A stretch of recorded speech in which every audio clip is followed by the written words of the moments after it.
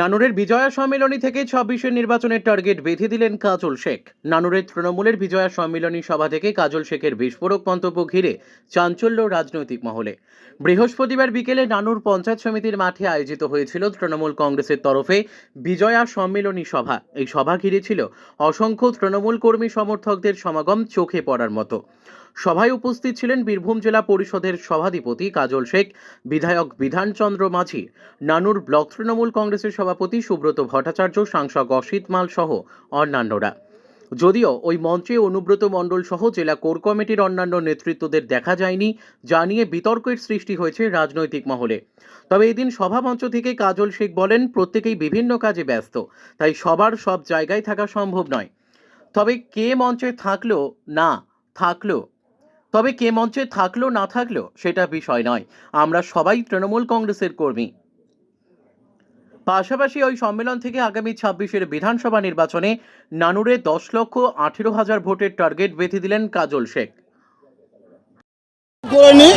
বিজয় সম্মেলন শুরু করেছে রাজ্য নেতৃত্বের নির্দেশে, মমতা বন্দ্যোপাধ্যায়, অভিষেক বন্দ্যোপাধ্যায়ের নির্দেশে। শুধু বীরভূম জেলা নয়, সারা বাংলার প্রত্যেকটি জেলাতে, প্রত্যেকটি ব্লকে, প্রত্যেকটি মিউনিসিপ্যাল এরিয়া বিজয় সম্মেলন হচ্ছে। এটা রাজ্য নেতৃত্বের নির্দেশে হচ্ছে, আর ১৮ তারিখে এটা শেষ হবে।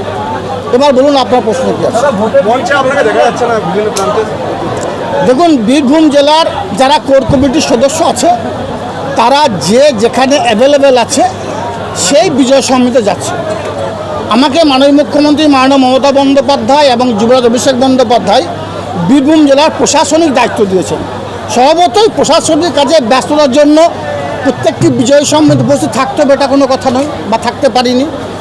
যেমন আমাদের লাভপুরের বিধায়ক রানা সিনহা বীরভূম জেলায় মেন্টর আছেন, তিনি কর্মব্যস্ততার জন্য বর্তমানে রাজ্য কলকাতায় আছেন। তিনি একটা বিজয় সম্মেলনের পর আর তাকেও দেখা যায়নি।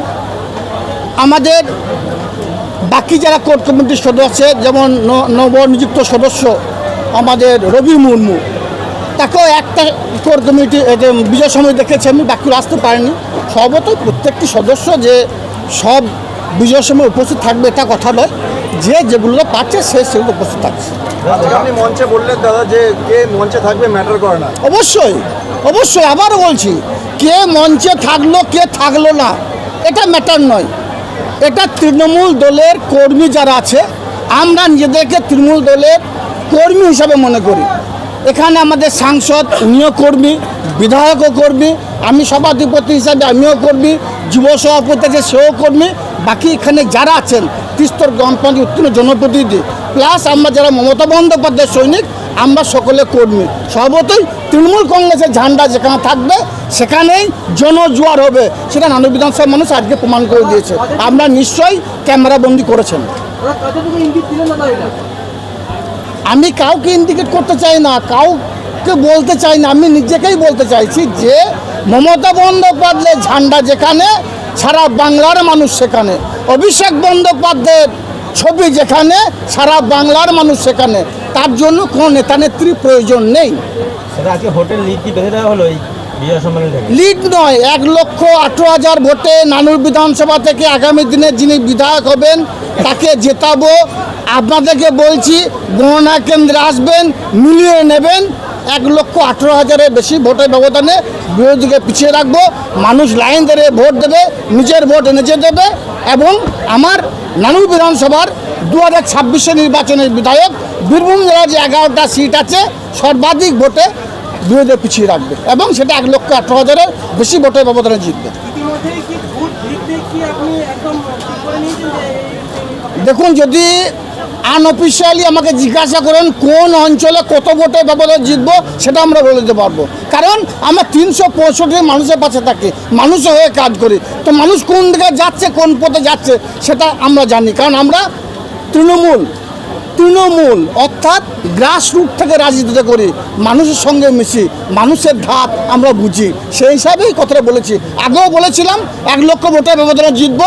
বীরভূম জেলার ১১টা যে বিধানসভা আছে আমাদের অসিত মাল সাংসদকে আমরা সর্বাধিক ভোটের ব্যবধানে জয়যুক্ত করব, দেখিয়ে দিয়েছি। ৩ লক্ষ বলেছিলাম, পার করে দিয়েছি।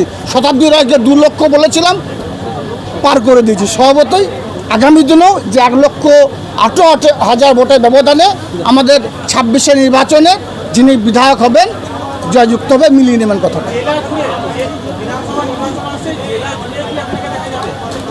দেখুন, আমাকে রাজ্য নেতৃত্ব, আমার মাননীয় মুখ্যমন্ত্রী, বাংলার মা, বাংলার বাঘিনী মাননীয় মমতা বন্দ্যোপাধ্যায় যে নির্দেশ দেবেন, যেখানে যেতে বলবেন সেখানে কাজল শেখ বুক চিতিয়ে লড়াই করবে।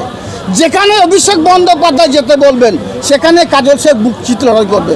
গত লোকসভা নির্বাচনে আপনাদের মনে থাকবে, মাননীয় মুখ্যমন্ত্রী মাননীয় মমতা বন্দ্যোপাধ্যায় নানুর বিধানসভা, কেতুগ্রাম বিধানসভার দায়িত্ব দিয়েছিলেন এবং সারা বীরভূম জেলার সকল কোর কমিটিকে নিয়ে চলার কথা বলেছিলেন। আমি সেটাই করেছি, সেটাই ছিল আমার ডিউটি, সেটাই ছিল আমার কাজ। আগামী দিনেও তিনি যে দায়িত্ব দেবেন সেটাই পালন করব, সেটাই কাজল শেখের ডিউটি হবে, সেটাই কাজল শেখের কাজ হবে। সারা বীরভূম একটা ব্লক, একটা অঞ্চল, একটা বুথ। দাদা, আজকের পর থেকে, আজকে বিজয় সম্মেলনের পর থেকে নির্বাচনের ঘন্টা বেজে গেল। দেখুন, নির্বাচনের প্রচার আমরা এখন করিনি, আমাদের করার প্রয়োজন আছে বলে মনে করি না। আমরা 365 দিন মমতা বন্দ্যোপাধ্যায়, অভিষেক বন্দ্যোপাধ্যায় নির্দেশে মানুষের পাশে থাকি, মানুষের হয়ে কাজ করি। স্বভাবতই নির্বাচন নিয়ে আমাদের কোনো মাথা ব্যথা নেই। বীরভূম জেলায় অন্য কোনো ফুল নেই, বীরভূম জেলায় অন্য কোনো দল নেই। বীরভূম জেলায় বিজয় সম্মেলনীতে মানুষের পাশে কাউকে দেখতে পাবেন না। বীরভূম জেলায় অন্য কোনো দলে কোনো সভা সমিতি নেই। ভোটের বাজনা বাজবে, তারা টাকার বস্তা নিয়ে আসবে, হিন্দু মুসলমানের মধ্যে বিভেদ করতে চাইবে, লাভ হবে না। বীরভূম জেলার মানুষ রাজনীতি সচেতন মানুষ, বীরভূম জেলার মানুষ সুবুদ্ধি সম্পন্ন মানুষ। 2011-র প্রাককালে সারা বীরভূম জেলার মানুষ দেখেছে কিভাবে মায়েদের কোল থেকে তাদের ছেলেদেরকে টেনে নিয়ে গিয়ে শিল্পমে হারমদরা নির্মমভাবে হত্যা করেছে, দেখেছে বোনের স্মৃতির সিঁদুর কীভাবে তারা মুছে দিয়েছে, দেখেছে আমার মতো যারা ভাই ছিল তাদের ভাইদেরকে তাদের কোল থেকে টেনে নিয়ে গিয়ে চোখের সামনে নিষ্ঠুর নির্মমভাবে তারা কীভাবে হত্যা করেছে। সেই হারের মধ্যে একটা অংশ বর্তমানে বিজেপির ছত্রছায়ায় গিয়েছে, মানুষ দেখতে পাচ্ছে, লাভ হবে না। মানুষ দুহাত ভরে মমতা বন্দ্যোপাধ্যায়, অভিষেক বন্দ্যোপাধ্যায়, মমতা প্রার্থীদের আশীর্বাদ করবে। 2026 নির্বাচনে বীরভূম জেলার 11টা বিধানসভা আছে, 11টা বিধানসভাতে জোড়া ফুল ফুটবে। আপনাদের সকলকে আমন্ত্রণ জানাচ্ছি, আজকের এই বিজয় সম্মেলন থেকে আসবেন, দেখতে পাবেন শুধু জোড়া ফুল বাক্স ওপেন করবে আর বিরোধীরা সর্ষের ফুল দেবে, বাড়ি যাবে।